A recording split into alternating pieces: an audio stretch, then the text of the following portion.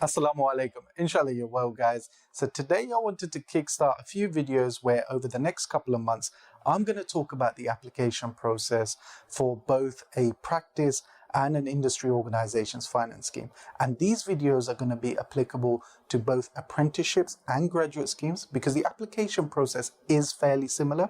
And the reason I wanted to do this was because I get messages from people asking me questions generally around the application process, such as what are the entry requirements, where I can find applicable schemes, any tips I may have. So I thought it'd be a great idea to have a central playlist on my channel where you guys can come back to and find these videos in one convenient location. And before I talk about today's topic of entry requirements, I just wanted to say, guys, the best advice I can give to anyone who wants to join a finance scheme is start your research early.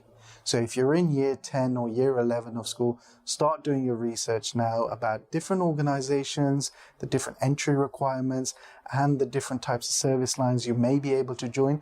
Because when it comes to application time, normally in September of each year, I don't want you guys wasting time. I want you to have your list of organizations ready so you can just smash out those applications. So guys, moving on to today's topic, we all know that any scheme will have its own entry requirements. And what I wanted to do was cover off the minimum entry requirements. So these are the entry requirements that you need to be eligible for, I'd say at least 1 to 5 of these schemes. And then I'm going to talk about my recommended requirements. Okay, so these are the requirements that you will need to be eligible for most, and I would say over 90% of these schemes. So the first one we're going to start off with is GCSEs. Now, as a bare minimum, you need to have 5 GCSEs at grades 4 to 9, or for those of you who did GCSEs a while ago, at grades A star to C. Now, 2 of those 5 GCSEs must include maths and English language. So you need to have 5 GCSEs all at pass grade, 2 of which must be maths and English language. Now, what I would recommend you get to be eligible for most schemes is 5 GCSEs again. However, your maths and English language grade should be at grade B or above. That's around level 5 if you're on the later scheme. Okay, so as a bare minimum, you should have a C grade or a level 4. But what I would recommend is that for maths and English, that you have a B grade or at least a level 5. So moving on to UCAS points requirements. This is where I'd say the most confusion lies because there are different qualifications you can take to gain UCAS points, the most common being A-levels and BTECs. And even within A-levels, you can either do 3 A-levels, or some schools and colleges will recommend doing 3.5, and some people will even do 4 A-levels. So it can get a bit confusing. So let me clear it up for you. So the minimum UCAS points you guys need to be eligible for a finance scheme is 104 UCAS points, which I believe is the equivalent of BCC at A-level.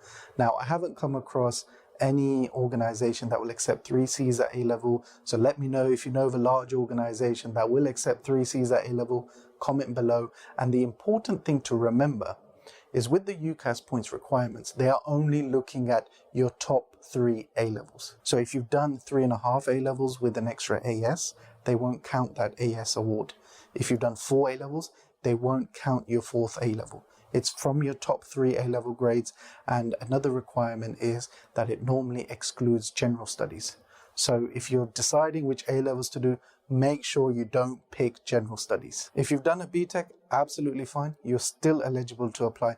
But just remember, guys, it's 104 UCAS points. So that was the minimum, but my recommendation is aim for 120 UCAS points, which is 3 Bs, because that's what most schemes or a lot of schemes will require. So minimum 104 UCAS points, but my recommendation is aim high, go for 3 Bs at A-level, get 120 UCAS points. So for those of you who are looking to do a school leaver or an apprenticeship program at a large firm, that's it. You need just GCSEs and A-levels. And the thing I'd say is there's no specific A-levels or GCSEs you have to study.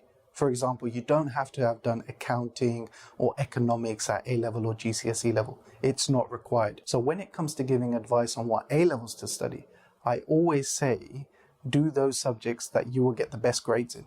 So if you're good at business, do economics, do accounting.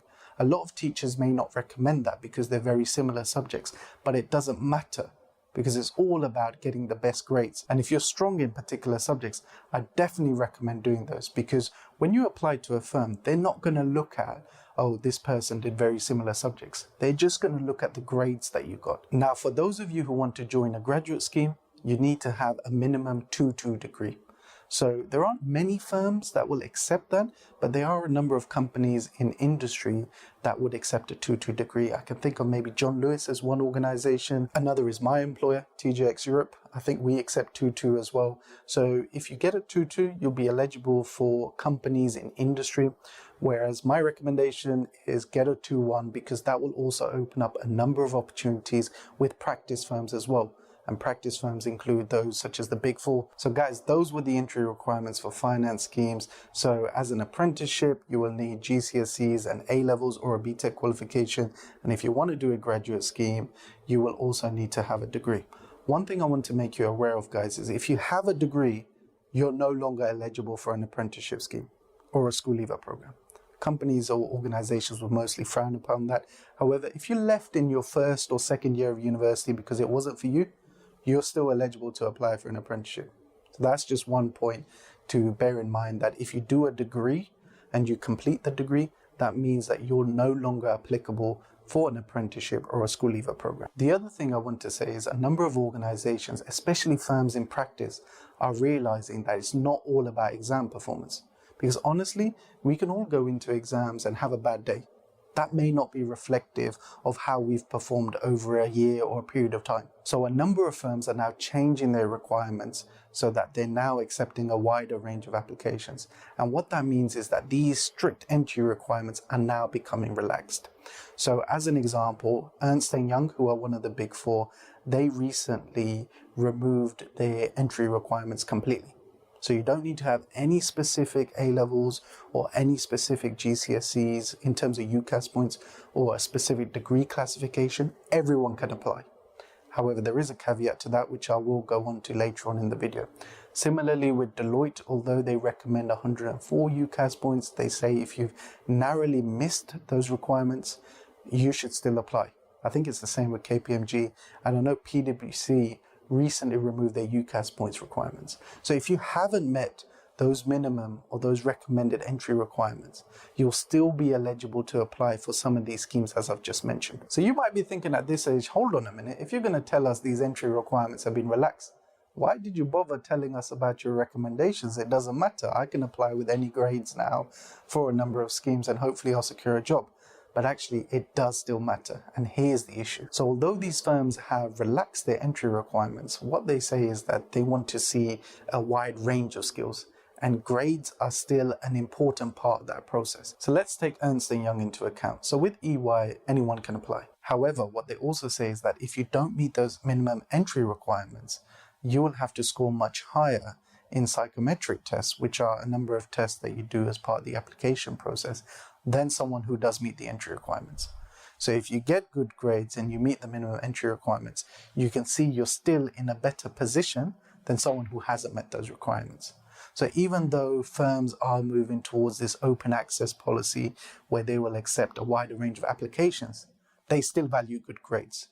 And there are studies that have shown that if you have good educational attainment, you do well at school, you will improve your chances of doing well in the future as well. And these firms follow that. And the final thing I want to talk about, guys, is if you're in year 10 or year 12 or in your first or second year of university, aim high. I've talked about those recommended requirements so that you're fully aware, because I've come across a lot of people who weren't aware of the requirements and just went through GCSEs, A-levels, did their degree, and they realized actually I needed a 2-1. Or I needed 120 UCAS points for the scheme that I want. So if you're in year 10 or year 12 and you're studying for your GCSEs or A-levels, you still have time to turn it around and work harder to get those recommended grades. You guys have got no excuses. But I will leave it there for now, guys. And inshallah, I've made a complicated subject a little bit easier for you guys to understand. But if you still have some questions or queries, as always, comment below or message me on Instagram.